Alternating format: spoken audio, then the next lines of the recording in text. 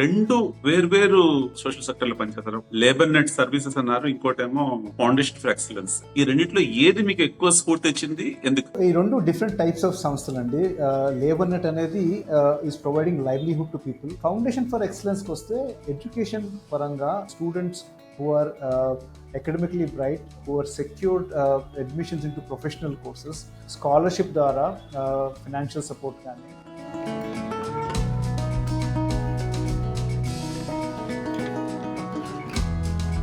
ఆంధ్రప్రదేశ్లో చూసుకుంటే form labours చాలా మంది అప్లై చేస్తారన్నమాట మా స్కాలర్షిప్ కోసం.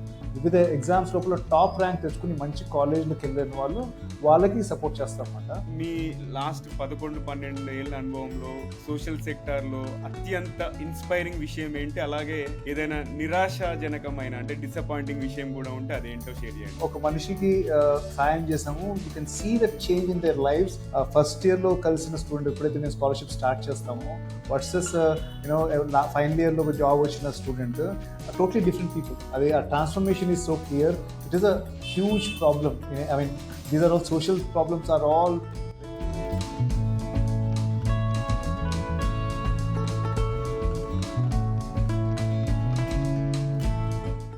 వీళ్ళకి సోషల్ సెక్టర్ పట్ల దృక్పథం ఏదైనా జనరేషనల్ పరంగా తేడా మీద గమనించారా? మా సంస్థలో పనిచేస్తున్న వాళ్ళలో చాలా మంది జెన్ వై వాళ్ళందరికీ they gone with a passion that I want to do, and that is what they studied and that is what they are doing here. I think we are the worst. The next generation is probably slightly better. Newer generation, I think they will pick it up much more. Valakuda to a large extent there are certain things which we had worried about settling down, basic things avanni to certain extent we've got that created during our time.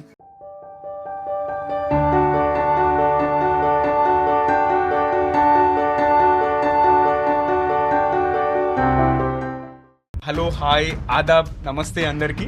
TGV తెలుగులో మరో ఎపిసోడ్లోకి స్వాగతం, సుస్వాగతం. TGV Telugu మీ జీవితానికి వెలుగు. నేను మీ నవీన్ సామ్లా అండి, the guiding voice platform founder మరియు chief host.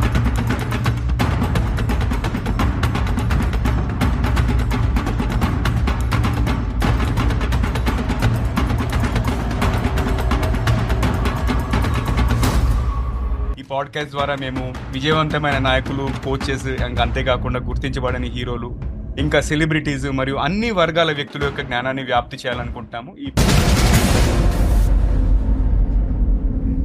Podcast లో మనం ఏంటంటే వ్యక్తిత్వ వికాసము, self help, personality development related, అంతేకాకుండా అప్పుడప్పుడు ఆధ్యాత్మిక అంశాలను కూడా చర్చిస్తుంటాము. సో ఫ్రెండ్స్, ఈరోజు మన టీజీవీ తెలుగు వర్చువల్ స్టూడియోలో మాతో పాటు రామ్ కులవెన్ను గారు ఉన్నారు. అండ్ రామ్ కులవెన్ను గారి పేరును మన పాడ్కాస్ట్ కోసం సూచించిన నాగ్ వాసిరెడ్డి గారికి ధన్యవాదాలు తెలుపుకుంటూ రామ్ గారి పరిచయాన్ని చేస్తున్నాం. ఇప్పుడు రామ్ కులవెన్ను గారు ఒక ప్రభావశీలి అయిన నాయకుడు అండ్ సోషల్ సెక్టార్ మాధ్యమంగా ఆయన ఎంతో కృషి చేస్తున్నారు. గత 10 సంవత్సరాల పైన సోషల్ సెక్టార్లో ఉన్నారు. ఆయన ఎడ్యుకేషన్ బ్యాక్గ్రౌండ్ చూసుకుంటే సిబిఐటిలో ఇంజనీరింగ్ చేశారు, అంతేకాకుండా గోవా ఇన్స్టిట్యూట్ ఆఫ్ మేనేజ్మెంట్లో ఎంబీఏ చేశారు. అండ్ దాని తర్వాత కార్పొరేట్లో 17 ఏళ్ల పాటు ప్రతిభావంతమైన పనితనం తర్వాత ఆయన గత 11-12 ఏళ్ళుగా సోషల్ సెక్టార్లో పనిచేస్తున్నారు, ఇంతకుముందు చెప్పుకున్నట్టు. అండ్ ఆయన దేశీయ కంపెనీలు మరియు ఎంఎన్సీలు both IT and non IT సెక్టర్లలో పనిచేశారు. అండ్ చాలా పురోగతి సాధిస్తూ స్వచ్ఛందంగా కార్పొరేట్ నుంచి సోషల్ సెక్టర్ వైపు మళ్ళారు. అండ్ మనం ఈ పాడ్కాస్ట్ లో ఎక్కువగా ఆయన పాటుపడిన, ప్రగతి సాధించిన సోషల్ ఇంపాక్ట్ అన్న విషయంపై ఎక్కువగా ఫోకస్ చేయబోతున్నాం ఈరోజు. And labour net services private limited లో దాదాపు 6.5 ఏళ్ల పాటు వివిధ స్థాయిలలో పనిచేసిన ఈయన ఫౌండేషన్ ఫర్ ఎక్సలెన్స్ అన్న సంస్థతో అనుబంధమై ఉన్నారు అండ్ గత 5 ఏళ్లుగా. అండ్ చాలా కాలం చీఫ్ ఆపరేటింగ్ ఆఫీసర్ అంటే సిఓఓగా పనిచేసిన ఈయన కొన్ని నెలల క్రితమే సిఓ స్థానానికి వారి బోర్డు రికమెండ్ చేసింది. And first of all Ram గారు, ఈ పాడ్కాస్ట్ ని ప్రారంభించే ముందు మీకు ఒక ప్రశ్న. ఈ పాడ్కాస్ట్ అనేది ఎవరు వినొచ్చు లేదా ఎవరు చూడొచ్చు అండ్ వారికి ఎలా ఉపయోగపడుతుంది ఎపిసోడ్ అనేది మీ నుంచి వినాలనుకుంటున్నాను. Hello Navin garu, hello Jagan garu. Thank you for having me in the podcast and thanks Nag for recommending my name for this podcast. ఈ నా జర్నీ ఎవరికైతే ఇన్స్పైర్ అవుతుందో అంటే people who want to probably get in to social sector, people who want to hear their heart and do things which they are passionate about, or people who are not clear about what they want to do but have some ఒక idea ఉంది, అవగాహన ఉంది, నాకు ఇలాంటివి చేయాలి, social sector లోపల social good చేయాల్సి అనుకున్న ప్రతి ఒక్కరికి maybe there some sort of learnings which are there through the journey which I have gone through in the last several years. Okay, so wonderful. So friends, మనం ఈ రోజు social entrepreneurship అంతేకాకుండా social impact అనే topic Ram గారితో మాట్లాడతాం. But మాట్లాడే ముందు ఏంటంటే మన గెస్ట్ ని ఎప్పటిలాగానే కొంచెం ఇబ్బంది పెడదాం. ఏంటంటే చిన్న ర్యాపిడ్ ఫైర్ రౌండ్ చేద్దాం. మాకు తోచిన కొన్ని విషయాలు మేము చెప్తుంటాము అండ్ వాటికి సంబంధించి మీకు మీ బుర్రలోకి ఏ విషయం అయితే వస్తుందో ఫస్ట్ థింగ్స్ ఫస్ట్ అది మీరు షేర్ చేయాలి. ఎక్కువ ఆలోచించకుండా రెడీ అయితే మనం స్టార్ట్ చేద్దాం. షూర్ అండి. ఓకే, ఫస్ట్ పదం నా నుంచి గతం అండి. బ్యూటిఫుల్. భవిష్యత్తు. Bright. Aliens. Curiosity. Okay, next success అంటే విజయం. ఇంపాక్ట్. నా నుంచి చివరి పదం ఏంటంటే బుక్, పుస్తకం. The monk who sold his Ferrari. అది నాది కూడా ఒక ఫేవరెట్ బుక్ అండి. అది డబ్బు. టెంపరీ అండి. నాయకుడు లేదా నాయకురాలు. రతన్ టాటా గారు. ప్రొఫెషన్. సాటిస్ఫైయింగ్ అన్న. సినిమా. సాగర్ సంగమం. హీరో లేదా హీరోయిన్. అమితాబ్ బచ్చన్ గారు అండి. థ్యాంక్ యూ అండి రామ్ గారు, మీరు ర్యాపిడ్ ఫైర్ రౌండ్ లో పాల్గొన్నందుకు. చాలా బాగున్నాయి మీ రెస్పాన్సెస్. అండ్ ఫ్రెండ్స్, ఇంకా ఎపిసోడ్ లోకి వెళ్లే ముందు ఎప్పటిలాగానే ఒక పొడుపు కథ చెప్పుకుందాం. రిడిల్ అంటారు దాన్ని. అండ్ ఈ ఎపిసోడ్ కనుక మీరు యూట్యూబ్ లో వాచ్ చేస్తున్నట్టయితే ఎపిసోడ్ అయ్యే లోపు కమెంట్ రూపంలో ఆన్సర్ చేయొచ్చు, లేదు ఆడియో ప్లాట్ఫామ్ లో వింటున్నట్టయితే అక్కడ కూడా కమెంట్ చేయొచ్చు, ఆప్షన్ ఉంటే. మీకు ఆన్సర్ తెలియకపోతే మొత్తం ఎపిసోడ్ అయ్యే వరకు వెయిట్ చేయండి. ఓకే, సో ఇవాళటి ప్రశ్న ఏంటంటే నాగస్వరానికి లొంగని త్రాచు నిప్పంటించగానే తాడెత్తి లేస్తుంది. నేను రిపీట్ చేస్తున్నాను. నాగస్వరానికి లొంగని త్రాచు నిప్పంటించగానే తాడెత్తు లేస్తుంది. ఏమిటది? సో చూద్దాం ఎవరు గెస్ట్ చేస్తారో. Okay, so over to you Jagan గారు. రామ్ గారు, ఒక ఒక ముఖ్యమైన ప్రశ్న గైడింగ్ వాయిస్ తరఫున, మీ గైడింగ్ వాయిస్ ఎవరు అని మేము సాధారణంగా ప్రతి గెస్ట్ అడుగుతాము. అది ఒక వ్యక్తి కావచ్చు లేదా ఒక స్ఫూర్తి కావచ్చు. యాక్చువల్లీ చాలా వ్యక్తులు స్ఫూర్తులు కలిసి ఉన్నవి అనుకుంటానండి. అంటే నేను ద గైడింగ్ వాయిస్ ఒక కొంచెం లాంగ్ ఆన్సర్ చెప్తాను దీనికి. ఒక 3 layers ఉంటుందండి. What I'm internal, how I behave, and then how I'm looking at the external environment అనేవి 3 things. నేను ఎవరిని ఇంటర్నల్గా గైడింగ్ వాయిస్, మా father, I mean he was like came to city with 2 clothes and then he struggled to be able to be what he is, and so hard work అనేది దానికి చాలా very very inspired by what he has done. ఆ తర్వాత మా మామయ్య ఒకరు, మా mother వాళ్ళ బ్రదర్ అనమాట. మా మదర్ 10 years ఉన్నప్పుడే వాళ్ళ ఫాదర్ చనిపోయారు. So he actually took care of the entire family, siblings, వాళ్ళ పిల్లలు and all that. So and then that sort of gave me how I need to really work throughout the community and the environment around me. And then my sister, very young age, she had to go through some really hardship which are out of our control, nature walla. So and then that really gave me a lot on the gut and the perseverance and the grit and all that. So that is what I'm internally made of. External behaviour వల్ల నాకు కాలేజ్లో అదేంటి ముఖ్యంగా engineering, దాని తర్వాత MBA లోపల professors కానివ్వండి, కానీ ఫ్రెండ్స్ కానివ్వండి, బ్యాచ్మేట్స్ కానివ్వండి, have inspired a lot to be able to how I externally behave. And then I think the last layer which I have, which was guiding force, is how I'm actually reacting in the environment. దానికి ప్రతి సంస్థని పనిచేస్తున్న నేను 5-6 సంస్థల లోపల ఒక 4-5 leaders who are there who just let me be myself, and I could express myself. So I think all this combination of all these 3 things have actually made me what I am, and then those are the guiding voices in Japachante. Sorry for the long answer for a short question. No problem అండి. మనం guiding voice గురించి చెప్పడం అనేది చాలా important. ఎందుకంటే ఒక్కొక్కరికి ఒక్కొక్క రకంగా ఇన్స్పిరేషన్ అనేది వస్తుంది, మోటివేషన్ అనేది వస్తుంది. అండ్ మా నెక్స్ట్ క్వశ్చన్ ఏంటంటే, మీరు ఒక ట్రెడిషనల్ కార్పొరేట్ కెరీర్ నుంచి ఒక చేంజ్ మేకర్ లాగా సోషల్ ఇంపాక్ట్ క్రియేట్ చేస్తున్నారు కదా. ఈ యొక్క ట్రాన్సిషన్ అంటారు కదా, ఈ ట్రాన్సిషన్ కి సహకరించిన 3 విషయాలు ఏంటి? ఒకటంటే మీకు you have to internally have it. So the passion, commitment to be able to do that, అది ఇంటర్నల్ లేకపోతే you will not be able to, there's some calling which needs to be there. That's something which as an initial point. Second ఏంటంటే I think you have to have a ecosystem, family ecosystem, which is very very essential for you to do what you're doing. If I have to single out of one person, my wife Usha, she probably is one person who let me do. I was an expat in US, sitting in a Manhattan Beach with in a bungalow villa and doing fantastically well. To be able to let all that go and come here and do what I'm doing, I think a lot attributes to having your family who will help us to do that. Third ఏంటంటే ఈ profession ఎప్పుడైతే చూస్ చేసుకున్నానో ఇది social sector అనేది is no different from your any corporate world or anything. And I actually treat the entire thing as a startup. And startup లోపల ఎలాంటి professionalism are ఎలాంటి drive ఉంటుందో దాంట్ లోపల ఎలాంటి all the systems and processes which need to be put in place, all of them have made sure that we are professionalizing the social sector world. So those are the three things, if I should call out, on what really helped me into getting into this journey and also set me for some success.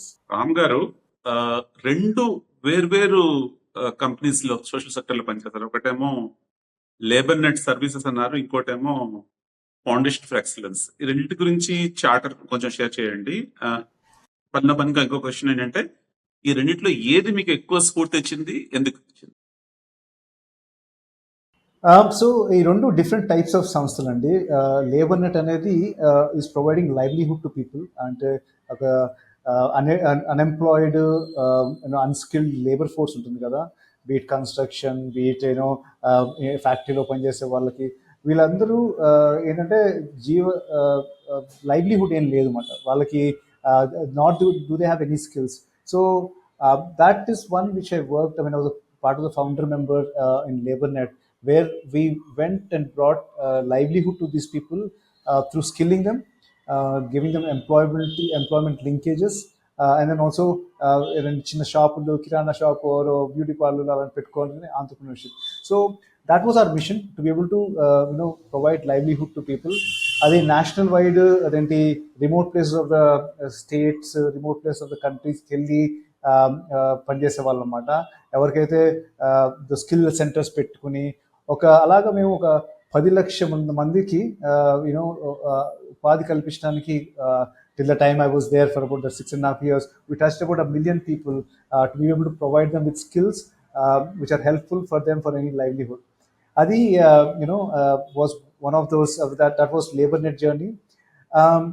Foundation for ఎక్సలెన్స్కి వస్తే, ఇది education పరంగా how do you really transform lives of people who are extremely meritorious. మేము ఈ foundation for excellence లోపల అదేంటి students who are academically bright, who are secured admissions in to professional courses, వాళ్ళకి అదేంటి స్కాలర్షిప్ ద్వారా ఫినాన్షియల్ సపోర్ట్ కానీ, దాని తర్వాత వాస్ట్ మెజారిటీ వీళ్ళందరూ ఒక 3/4 or 80% of them come from rural semi urban background. Vernacular language స్కూల్స్కి వెళ్ళారు, గవర్నమెంట్ స్కూల్స్కి వెళ్ళారు కదా. వాళ్ళకి మంచి కాలేజ్లో వచ్చినా కూడా they need some additional skills to be able to really bridge that gap. Communication కానివ్వండి, సాఫ్ట్ స్కిల్స్ కానివ్వండి, కొన్ని టెక్నికల్ ప్రోగ్రామింగ్ కూడా. ఈ చేంజింగ్ వరల్డ్ లోపల ప్రతిదీ కొత్త టెక్నాలజీలు వస్తున్నాయి. అవన్నీ కాలేజ్ నేర్పరు, కాకపోతే వీళ్ళకి అదేంటి జాబ్కి వెళ్ళినప్పుడు ఫస్ట్ ఇంటర్వ్యూలో అడిగేవి అవే. సో అలాంటి స్కిల్స్ కానివ్వండి, ఇండస్ట్రీ నుంచి ఒక 1-on-1 మెంటర్షిప్ కానివ్వండి, ఈ వేరే విధంగా వాళ్ళని how can they really settle down in their life with this thing is what we do at foundation for excellence. ఈ రెండింటి మధ్యలో చూస్ చేసుకోవడం, ఇది మాస్టర్స్ థియరీ హైరార్కీ ఉంటుంది కదండి. బేసిక్ నీడ్ ఏవైతే ఉన్నాయో అదే ఒక సాటిస్ఫాక్షన్ ఉంటుంది basically, and we can do it large volumes there. ఇదేమో యాజ్ ఇదేంటి యూఆర్ యాక్చువల్లీ స్టిల్ అది చేసిన ఇంటర్వెన్షన్ చేసినా వాళ్ళు వెళ్ళి అదేంటి ఒక పెద్ద ఇల్లు కట్టేసుకోవటాలు అవన్నీ చేసే పరిస్థితుల్లో ఉంటారు. వాళ్ళు అట్లీస్ట్ జీవితంలో పని చేసుకుని బేసిక్ నెసెసిటీస్ అన్నీ are taken care of that. ఈ ఫౌండేషన్ ఫర్ ఎక్సలెన్స్ ఏంటంటే వాళ్ళని కాకుండా they will be coming out of the cycle of poverty, they bring the family out of cycle of poverty and everything. So really it is transforming the lives. we support students who come from families where the combined family income is less than 3 lakhs అండి. 3 లక్షల కంటే తక్కువ. జనరల్గా అదేంటి ఆంధ్రప్రదేశ్లో చూసుకుంటే form labours చాలా మంది పిల్లలు చాలా మంది అప్లై చేస్తారన్నమాట మా స్కాలర్షిప్ కోసం.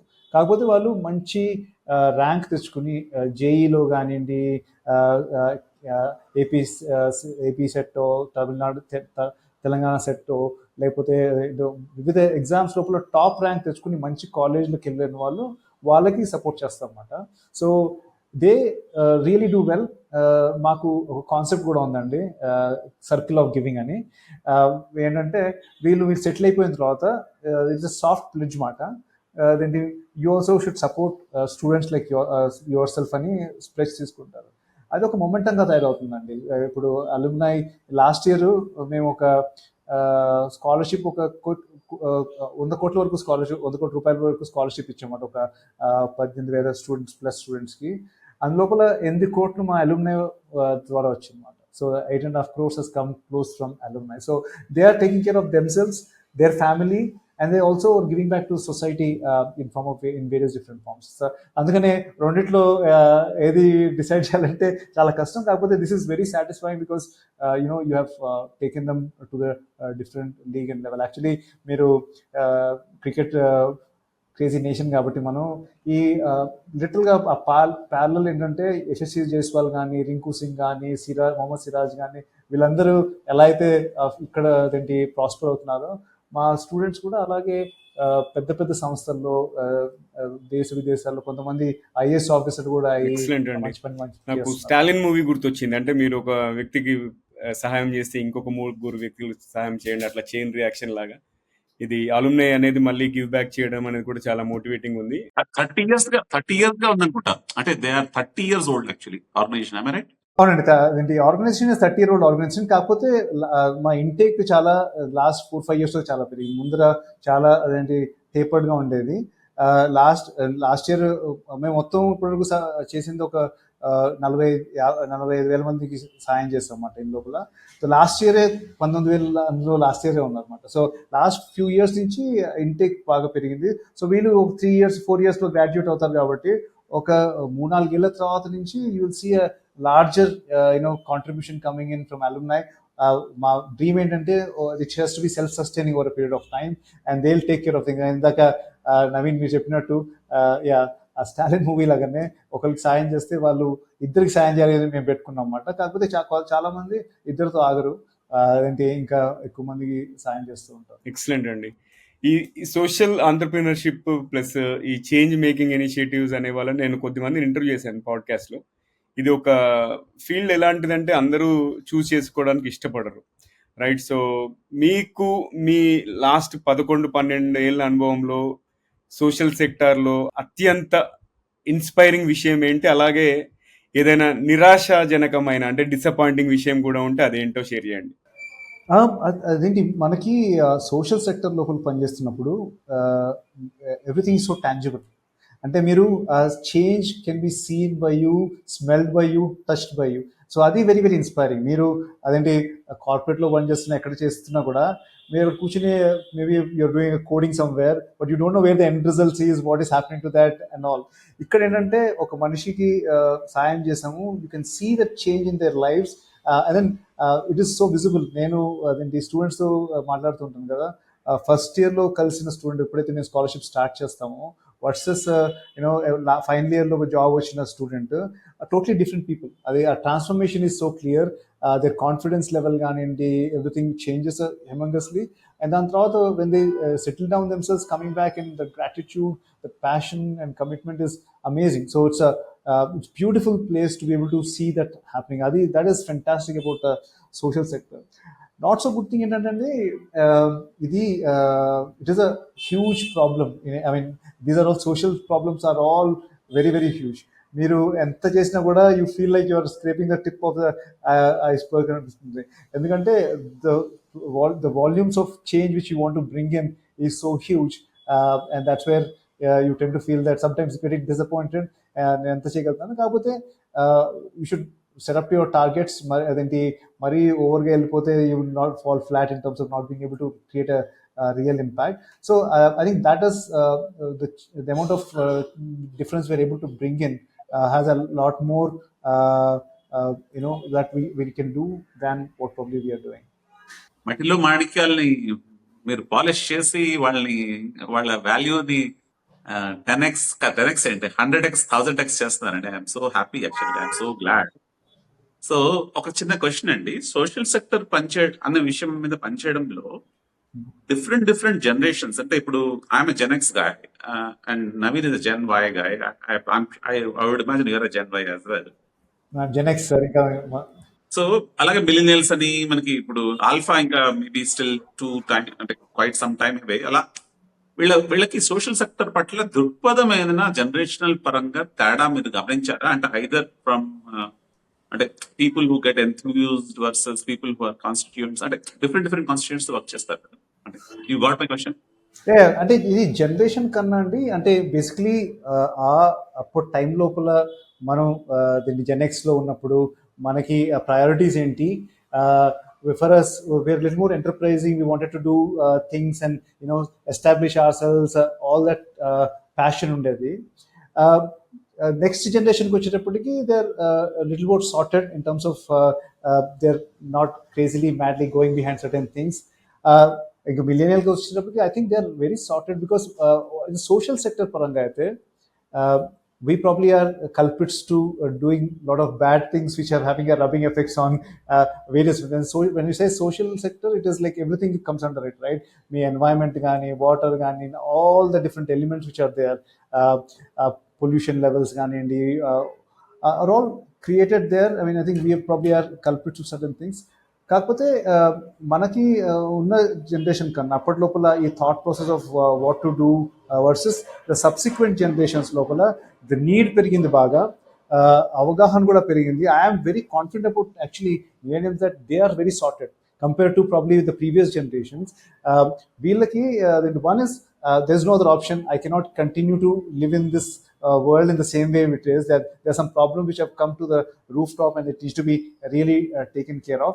తర్వాత అదేంటి మనకి గవర్నమెంట్ పరంగా కూడా అదేంటి జనరల్ రూల్స్ పరంగా కూడా there are a lot of norms which are coming in which makes it inevitable for people to look at social causes.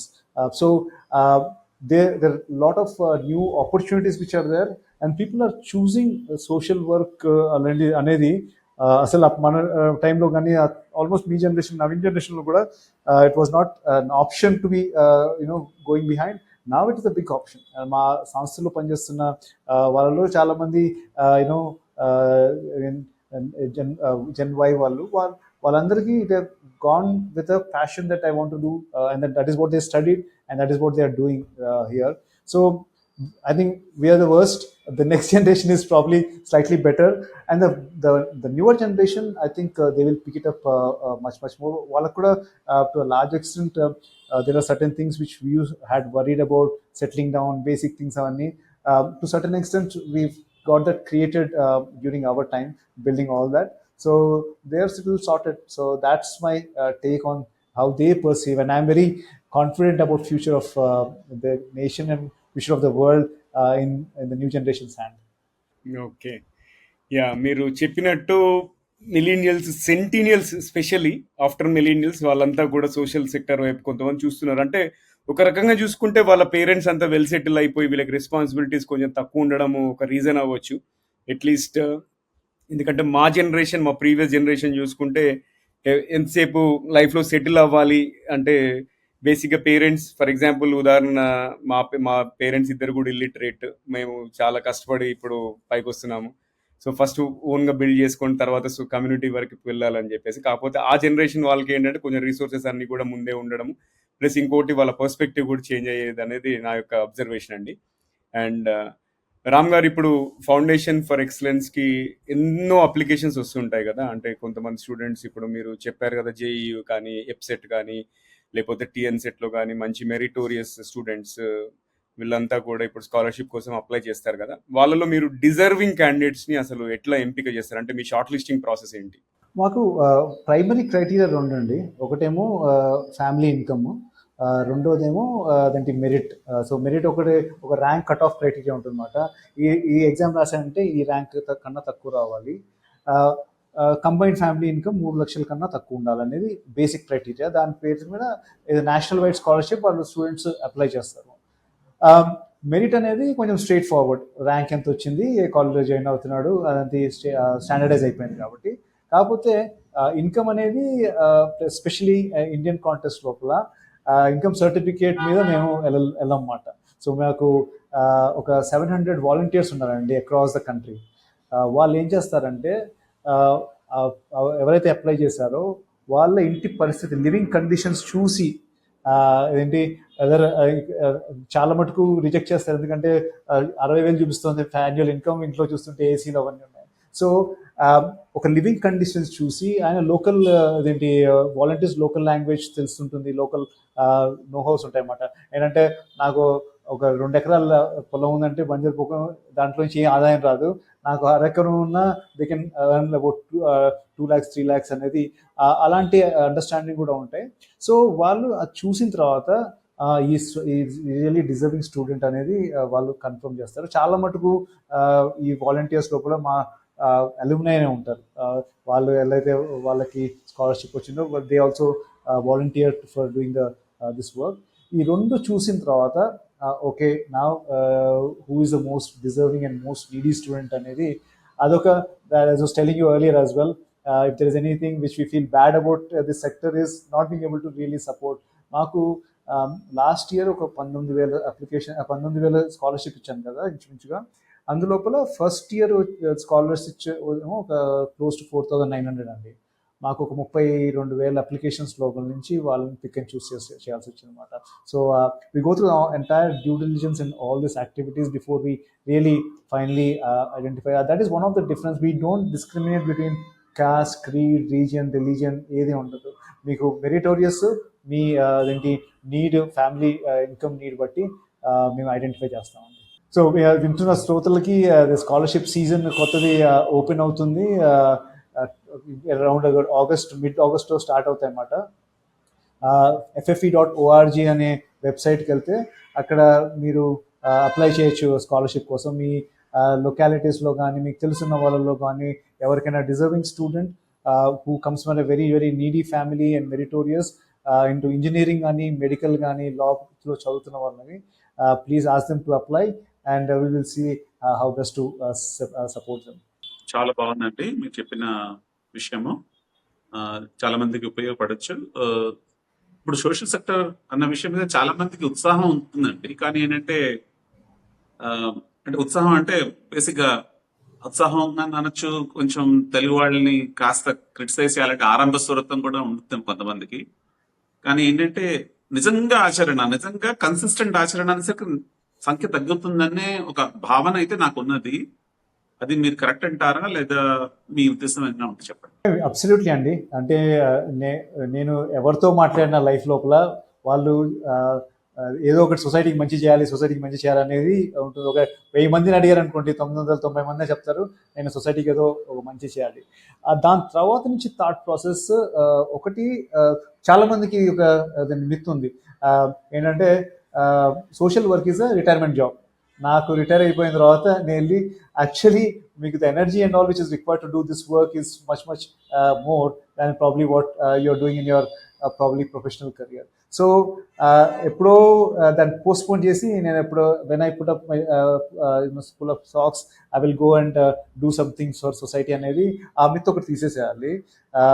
తర్వాత అదేంటి చాలా మంది బ్యాక్ ఎండ్ లో ఉంటుంది థాట్ ప్రాసెస్, కానీ they get lost in the vicious circle of okay నేను ఇంకో 2 ఏళ్ల తర్వాత చూస్తాను, ఒక 5 ఏళ్ల తర్వాత చూస్తాను, ఇంత సంపాదించిన తర్వాత నేను సెటిల్ అయిపోయిన తర్వాత దానికి ఎండ్ అనేది ఏం లేదు.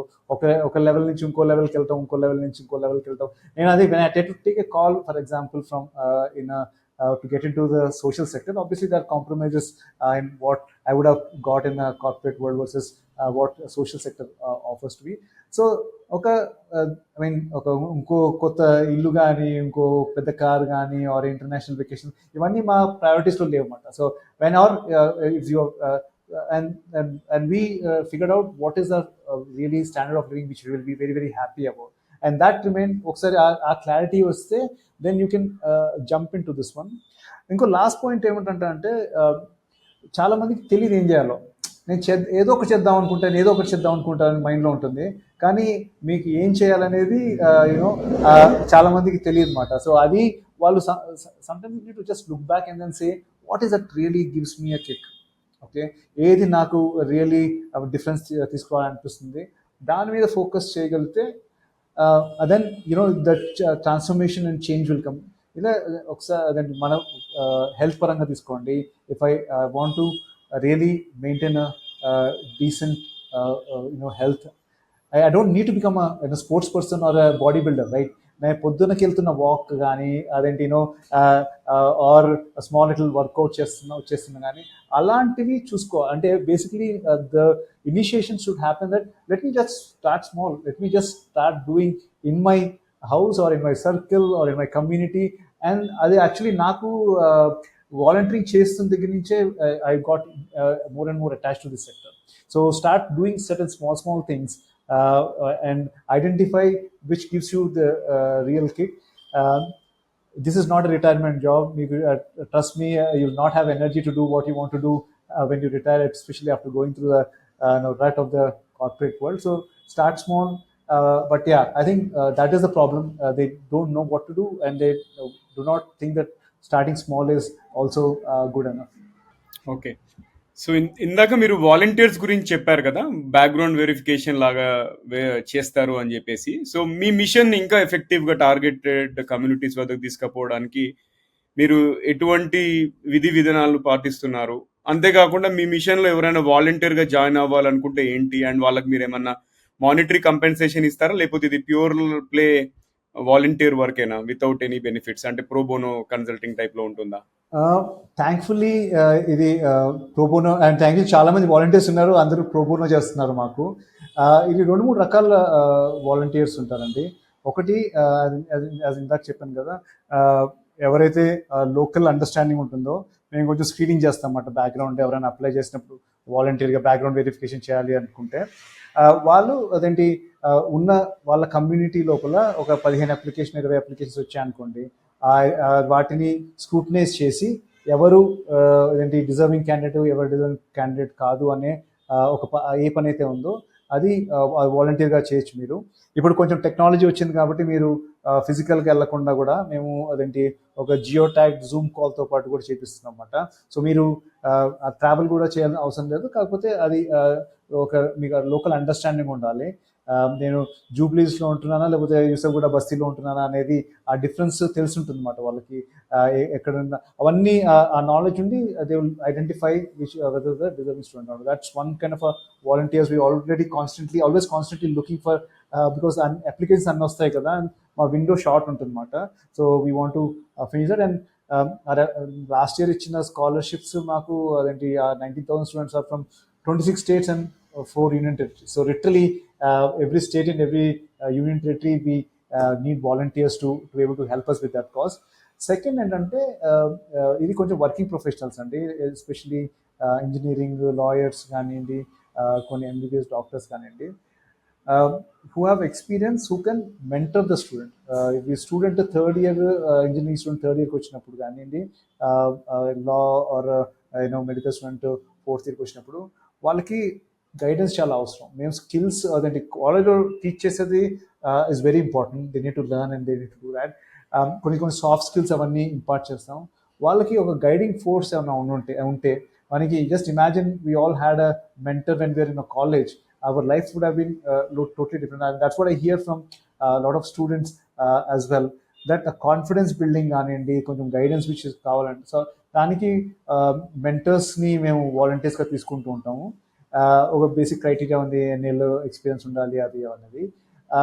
అది కూడా they spend anywhere between 3 to 4 hours in a month over a period of 4 to 6 months with the student. And over 24 hours of your life you are working with a student to able to transform his or her life.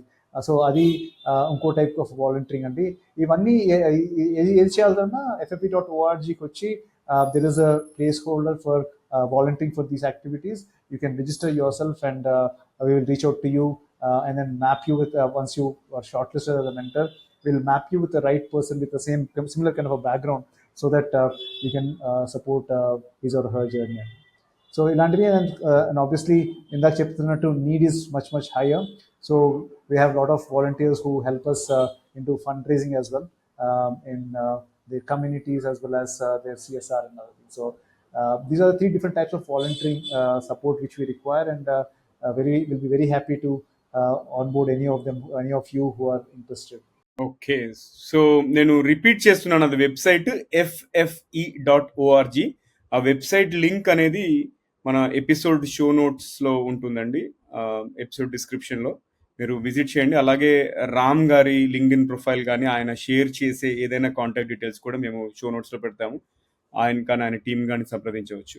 ఇంకోటి కూడా ఉందండి, అదేంటి కొన్ని NGOs ఉంటాయి, కొంచెం లోకల్గా పనిచేస్తూ ఉంటాయి, అంటే because of the scale at which they are operating, చిన్న అదేంటి ఎడ్యుకేషన్ పరంగా కానీ కొన్ని స్కూల్ స్టూడెంట్స్ని హెల్ప్ చేయడం కానీ, అలాంటి సంస్థలు మేము కాల్ దెమ్ ఫీడర్ ఆర్గనైజేషన్స్ అనమాట.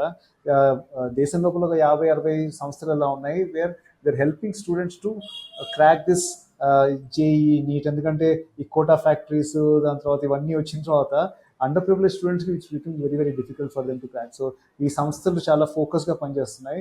మీరు చాలా హెల్ప్ చేస్తున్నారు స్టూడెంట్స్కి, వాళ్ళని అక్కడి వరకు తీసుకెళ్ళడానికి. అక్కడి నుంచి మేము చేతులు పట్టుకుని ముందుకు తీసుకెళ్తాం. సో అలాంటి సంస్థలు ఏమైనా ఉన్నా కూడా they can reach out and we will make them as a feeder organizations for us. Excellent అండి, థ్యాంక్స్ అండి. రామ్ గారు యాక్చువల్గా అంటే చాలా ఇంత మంచి పని చేస్తున్నారు కాబట్టి, అంటే ఫౌండర్స్ కానీ లేదా స్పాన్సర్స్ కానీ అంటే ఈ పర్టికులర్ ఇనిషియేటివ్ వాళ్ళ గురించి ఏమైనా చెప్తారా? మా ఫౌండర్ డాక్టర్ ప్రభు గోయల్ గారు అండి. ఆయన అదేంటి IIT కాన్పూర్లో చదివారు. ఆయన కూడా అదేంటి one of the scholarship recipe అనమాట. దాని తర్వాత కార్నెగీ మెల్లన్ యూనివర్సిటీకి వెళ్ళి టాప్ యూనివర్సిటీస్ ఆఫ్ యూఎస్కి వెళ్ళి PhD కూడా చేశారు. IBMలో ప్రెసిడెంట్ గోల్డ్ మెడల్స్ కూడా సంపాదించి దాని తర్వాత ఆయన సొంతగా సంస్థ పెట్టుకున్నారు. అది when he sold his company, is one of the first early Indian Silicon Valley entrepreneurs మాట. 1992లో he sold his company. He and wife Ms. Poonam Goyal ఇద్దరు కలిసి మనకి నెక్స్ట్ జనరేషన్ కాకుండా మల్టిపుల్ జనరేషన్కి సరిపడా దానికి ఆదాయం ఉంది. దానికి what should be, how do you want to support the society అని అనుకున్నారన్నమాట. Because he says that he's only custodian of that wealth he acquired. It does not belong to him, and he needs to put it for the best use. అలా start అయిందండి 1994 లోపల ఇది foundation for excellence US లోపల. India ట్రస్ట్గా కూడా 2003లో India ట్రస్ట్గా చేసాము. అప్పటి నుంచి ఇదే మిషన్ మీద ఉన్నమాట, helping students coming from needy family with bright economic background for their education. అంటే కాదు, బేసిక్గా is being run by founder or any other sponsors who actually also come to? There's a lot of sponsors, and it started off with a founder and his friends and family there. It is a mission now. మాకు ఒక 120 corporates, Amazon కానివ్వండి, Capgemini, Cognizant, Microsoft ఇలాంటి ఒక 120 సంస్థలు, చాలామంది high network individuals, దాని తర్వాత alumni, వీళ్ళందరూ కొలాబరేట్ అయితేనే ఇంత. సో లాస్ట్ ఇయర్ మేము 106 crores ఫండ్స్ రేజ్ చేసాం. So all of them contributed to be able to make that happen. And unlike చాలా CSR ప్రోగ్రామ్స్ లోపల ఏంటంటే they contribute and they don't get involved as much. ఇది దీంట్లో మాత్రం corporates కూడా చాలా ఇన్వాల్వ్మెంట్ చాలా హెవీగా ఉంటుంది అన్నమాట. యాక్చువల్లీ ఎంప్లాయీస్ అందరూ ఎంగేజ్ అయ్యి వాళ్ళు కూడా కాంట్రిబ్యూట్ చేస్తూ ఉంటారు to be able to support more such students. మెంటర్స్గా వాలంటీర్ అవుతారు. దాని తర్వాత వీళ్ళు టెక్నాలజీలో హై ఎండ్లో చాలా మటుకు organisations are in the cutting edge technologies.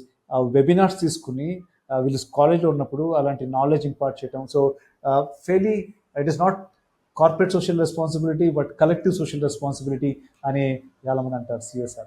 It's not just about writing a check and leaving it, కదా. It's so much more. యాక్చువల్గా అంటే ఈ క్వశ్చన్ అంటే నాకు అడగలేదని, అంటే I just realise that we should know about it. Sir Ram garu, very you know extremely happy to be interacting. అంటే ఒక లాస్ట్ క్వశ్చన్ ఆడియన్స్, మా ఆడియన్స్ పరంగా ఈ పాడ్కాస్ట్ ముగుస్తున్నప్పుడు మీరు ఏదైనా ప్రత్యేకంగా లేదా ఏదైనా కాల్ ఫర్ యాక్షన్ లాంటిది, అంటే మీరు 12 ఏళ్లుగా ఒక సోషల్ ఇంపాక్ట్ లో ఉన్న వ్యక్తిగా ఏం ఏం చెప్దాం అనుకుంటున్నారు? అంటే ఇందాక అన్నట్టు నేను మీ అందరికీ ఒక సోషల్ గోల్ అంటూ ఉండాలండి. అంటే depending on your area of interest, just like you know exercise ఎలాగ ఇంపార్టెంటో ఒక సోషల్ గోల్ పెట్టుకోండి. It could be said environment. Environment అంటే వెళ్ళి ఎక్కడ పొల్యూషన్ ఆపటం కాదు, మీ ఇంటి చుట్టుపక్కల పరిసర ప్రాంతాల్లో మొక్కలు నాటడం కానీ అలాంటి చిన్న. So every one should have a specific social goal, and there is nothing small or big in this sector. So అందరికీ అదొకటి. దాని తర్వాత I think lot of us push certain things which come into our mind that which actually are so energizing. నాకు ఇది ఇప్పుడు చేయాలని ఉంది అనేది పోస్ట్ పోన్ చేయటం, ఏంటి ఏదో గోల్ పోస్ట్ చేంజ్ చేసి నేను ఇంతవరకు వచ్చాక చేస్తాను, అంతవరకు వచ్చాక చేస్తాను అనేది పెట్టుకోకుండా just listen to your inner voice and then call out, and that is magical. I think if I have to sum up my life of before social sector, after social sector, while I really enjoyed, and I really enjoyed my corporate stints, was very fortunate to be able to help go in an early age, go and build $1 billion setup in the US and all that. కాకపోతే the difference ఏంటంటే పొద్దున లేచినప్పుడు నాకు నా energy levels are at multiplying factors than what probably I use to have. రాత్రి పడుకున్నప్పుడు satisfaction is unparalleled. So అది ఒక this is what is making your purpose of the life met when you do things which you want to really do, and also helping other people with in a whatever small little big way you can do. So listen to your inner voice. There's nothing small or big about it. Identify the cause which you resonate with. ఇది ఒక development goals అని, UNDP development goals అని ఒక 17 goals ఉన్నాయండి. అందులో నుంచి environment ఉంటుంది, education ఉంటుంది, పావర్టీ, అవన్నీ ఆ లోపల it actually is a compass for encapsulates everything in the social sector which under different buckets మాట. You choose your bucket and try to do that small little thing, start off with that small little thing which makes a difference, and the world will be in a much better place together. Imagine every one of us starts doing small things, and then we are in a different world altogether. Excellent అండి. మీరు చెప్పిన ఒక మాట బాగా నచ్చింది నాకు. Corporate social responsibility కంటే collective social responsibility అనడం అనేది. అండ్ ఇంకొకటి, మనకి శాయశక్తుల ప్రయత్నించి ఏదో ఒక విధంగా కాంట్రిబ్యూట్ చేయొచ్చు. అది ఎప్పుడు డబ్బు రూపంగానే కాదు, టైం రూపంగా స్కిల్స్ కూడా మనం షేర్ చేయొచ్చు అనేది ఇంకొక కీ టేక్ అవే. అండ్ అంతేకాకుండా ఇది సొసైటీని ఒక పాజిటివ్ డైరెక్షన్లో తీసుకెళ్తే వచ్చే సాటిస్ఫాక్షన్ అనేది దేంతో కూడా మనం కొనలేము. అంటే మీరు చెప్పారు కదా, నైట్ వెళ్ళేటప్పుడు పడుకునే ముందు చాలా సాటిస్ఫాక్షన్తో పడుకున్నానని. సో ఇవన్నీ అడ్వాంటేజెస్ ఉంటాయి మనము ఇది సోషల్ ఆంటర్ప్రీనర్షిప్ అనే డొమైన్ ఎంచుకుంటే. సో అది ఎప్పుడు అంటే it has become more and more rewarding, especially ఏంటంటే ఒక బిగ్గర్ ఇంపాక్ట్ ఒక సొసైటీలో పాజిటివ్ చేంజ్ డ్రైవ్ చేయడానికి. సో మీకు కనుక ఇంట్రెస్ట్ ఉంటే కనెక్ట్ అవ్వండి రామ్ గారితో.